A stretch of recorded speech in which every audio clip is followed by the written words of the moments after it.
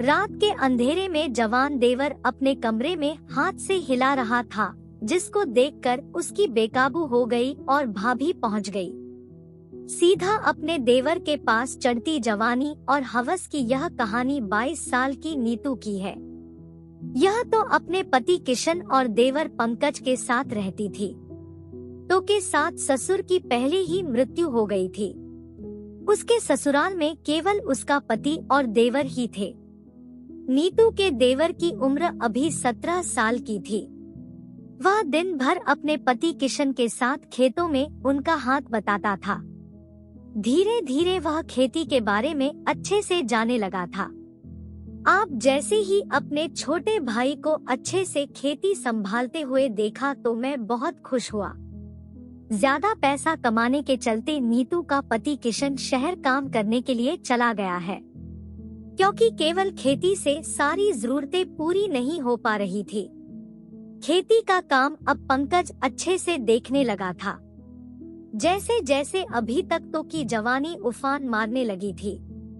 अभी मैं 22 साल की कम से जवान और खूबसूरत औरत थी। अब नीतू को पति का प्यार नहीं मिलता तो वह परेशान हो जाती थी।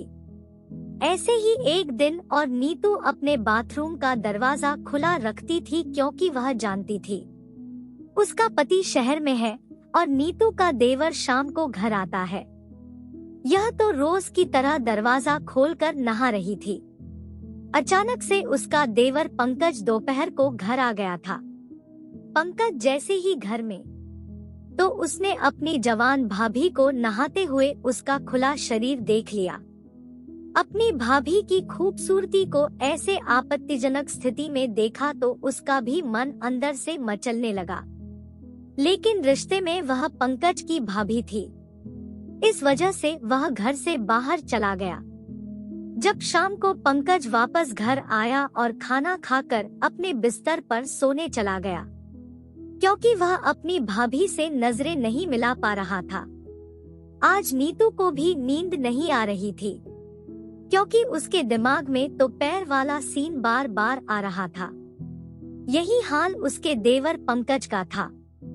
उसे भी वही दोपहर वाला सीन आ रहा था, जिस वजह से वह मजबूर हो गया था और अपने हाथों का इस्तेमाल करना शुरू कर दिया और उसने खुद पर नियंत्रण खो दिया और जोर जोर से काम भरी आवाज निकालने लगा, जिसके चलते पगल के कमरे में सो रही उसकी भाभी की आंख खुल गई।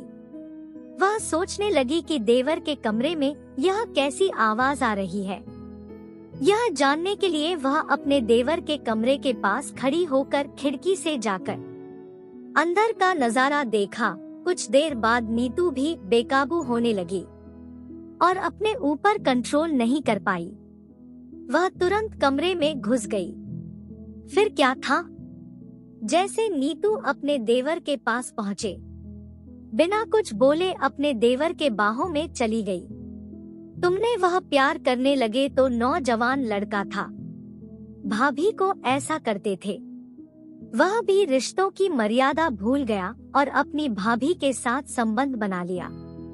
जब दोनों एक बार सिमट लग चुके तो बार बार अवैध संबंधों का सिलसिला लगा।